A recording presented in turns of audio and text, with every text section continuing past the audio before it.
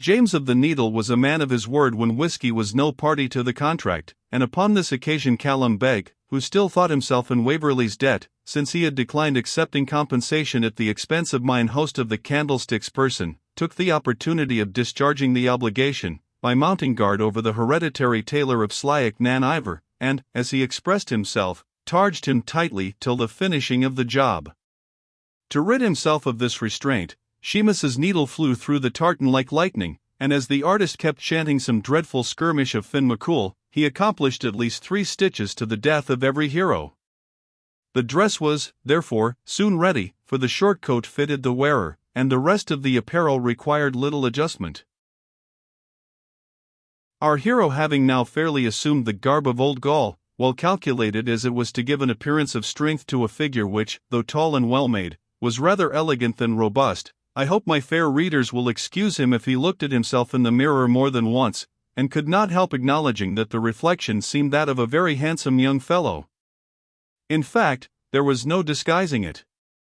His light brown hair, for he wore no periwig, notwithstanding the universal fashion of the time, became the bonnet which surmounted it. His person promised firmness and agility, to which the ample folds of the tartan added an air of dignity. His blue eye seemed of that kind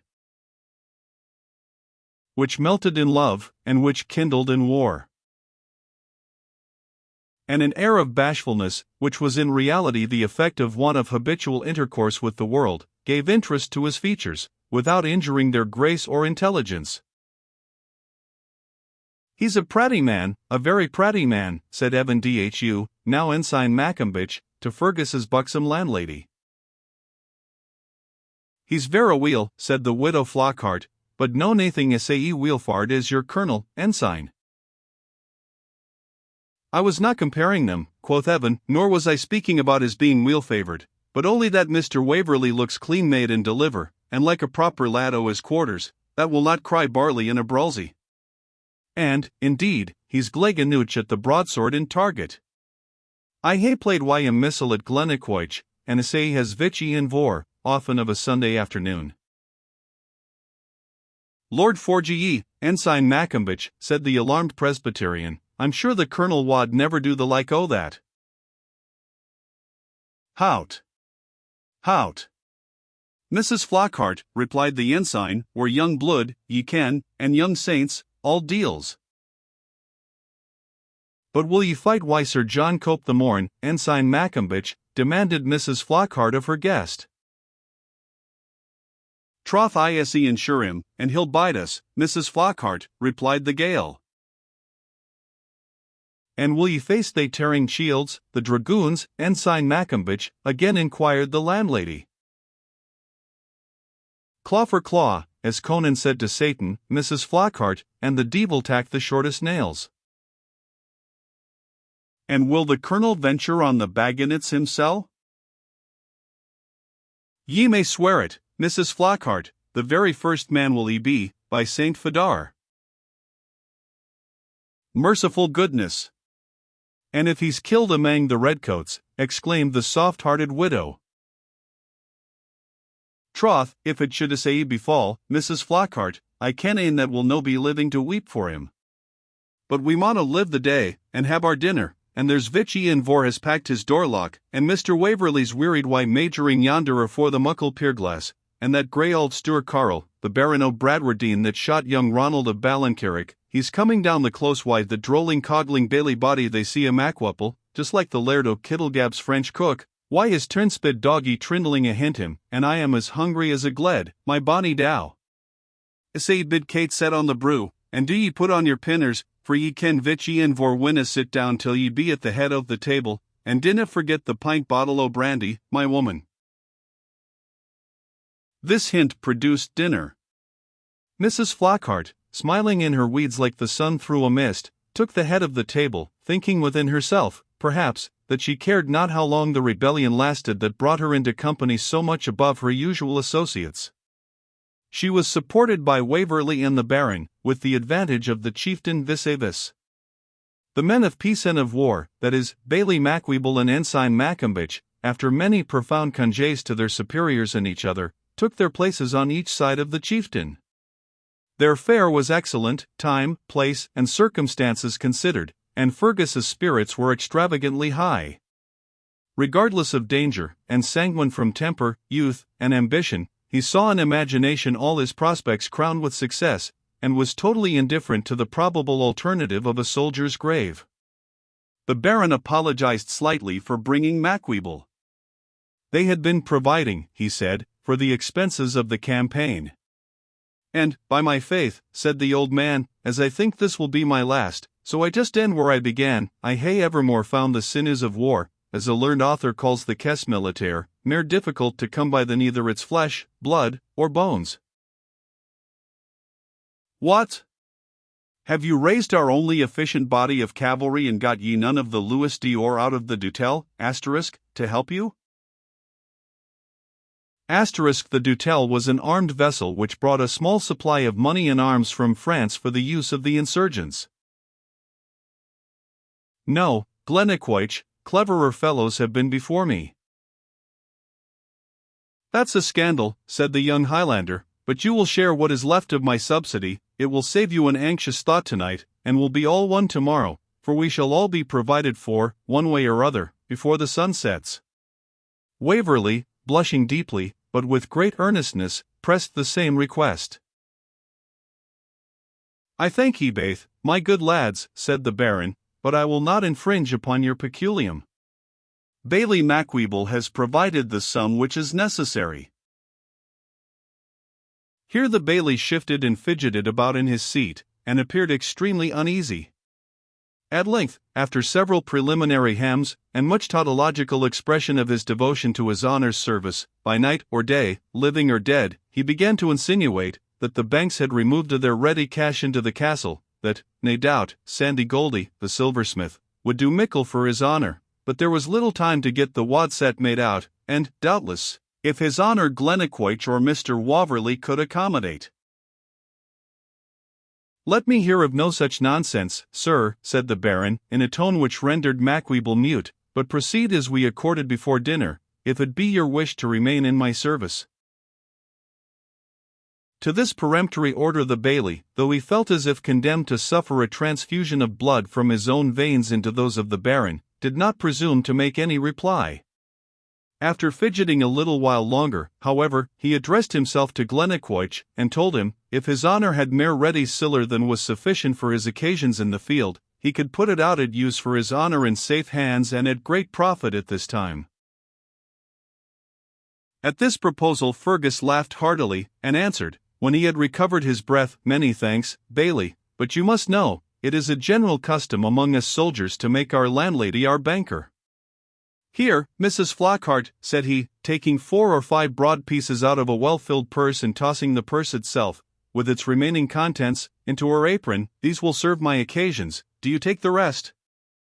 Be my banker if I live, and my executor if I die, but take care to give something to the Highland Cailiacs, that shall cry the coronet loudest for the last vichy and vor. Old women, on whom devolved the duty of lamenting for the dead, which the Irish call keening.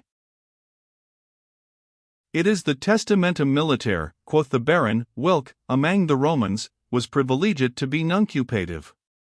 But the soft heart of Mrs. Flockhart was melted within her at the chieftain's speech. She set up a lamentable blubbering, and positively refused to touch the bequest, which Fergus was therefore obliged to resume.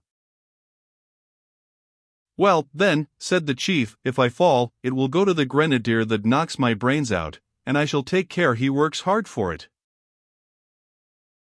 Bailie Macwheeble was again tempted to put in his oar, for where cash was concerned he did not willingly remain silent.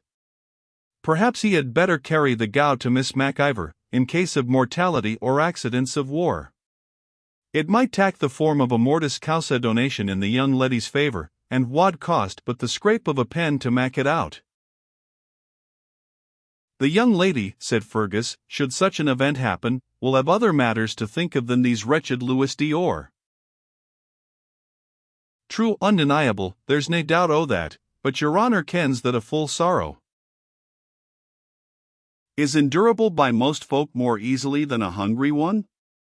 True, Bailie, very true, and I believe there may even be some who would be consoled by such a reflection for the loss of the whole existing generation. But there is a sorrow which knows neither hunger nor thirst, and poor Flora." He paused, and the whole company sympathized in his emotion. The Baron's thoughts naturally reverted to the unprotected state of his daughter, and the big tear came to the veteran's eye. "If I fall, Macweeble, you have all my papers and know all my affairs, be just to Rose." The Bailey was a man of earthly mold, after all, a good deal of dirt and dross about him, undoubtedly, but some kindly and just feelings he had, especially where the Baron or his young mistress were concerned. He set up a lamentable howl.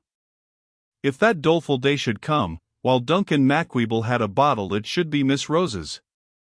He wold scroll for a plaque the sheet or she kenned what it was to want, if indeed of the bonny barony o' Bradwardine and Tullyveolan, with the Fort Alice and manor place thereof. He kept sobbing and whining at every pause, tofts, crofts, mosses, nears outfield, infield, buildings, orchards, dovecots, with the right of net and coble and the water and lock of veal and tains, parsonage and vicarage annexus, connexus rights of pasturage, fuel, field and divot parts, pendicles, and pertinence whatsoever. Here he had recourse to the end of his long cravat to wipe his eyes, which overflowed, in spite of him, at the ideas which this technical jargon conjured up. All is more fully described in the proper evidence and titles thereof, and lying within the parish of Bradwardine and the shire of Perth. If, as aforesaid, they must have passed from my master's child to Inchgrabbit, was a Whig and a Hanoverian, and be managed by his doer, Jamie Howie, was no fit to be a Burleyman, let be a Bailey. The beginning of this lamentation really had something affecting, but the conclusion rendered laughter irresistible. "Never mind, Bailey," said Ensign Maccombich, "for the good old times of rugging and riving, pulling and tearing, are come back again, and Sneckus Maxnackus, meaning, probably, Annexus, Connexus, and the rest of your friends, mon gie place to the langest claymore." "And that claymore shall be ours, Bailey," said the chieftain, who saw that Macweeble looked very blank at this intimation. "We'll give them the metal our mountain affords, Lillibulero, Bolinala, and in place of broadpieces, we'll pay with broadswords, luro, etc. With duns and with debts we will soon clear our score, Lillibulero, etc. For the man that's thus paid will crave payment no more, luro, etc. Asterisk. Asterisk. These lines, or something like them, occur in an old magazine of the period.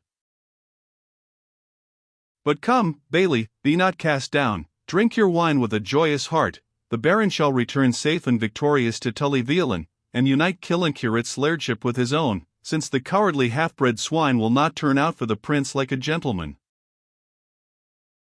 To be sure, they lie maist eust, asterisk, said the Bailey, wiping his eyes, and should naturally fa under the same factory. Asterisk, that is, contiguous. And I, proceeded the chieftain, shall take care of myself, too, for you must know, I have to complete a good work here, by bringing Mrs. Flockhart into the bosom of the Catholic Church, or at least halfway, and that is to your Episcopal meeting-house. Oh, Baron! If you heard her fine countertenor admonishing Kate and Mattie in the morning, you, who understand music, would tremble at the idea of hearing her shriek in the psalmody of Hatto's Hole. Lord forgie you, Colonel, how ye rin on. But I hope your honours will tak tea before ye gang to the palace, and I maun gang and mask it for you. So saying, Mrs. Flockhart left the gentlemen to their own conversation, which, as might be supposed, turned chiefly upon the approaching events of the campaign.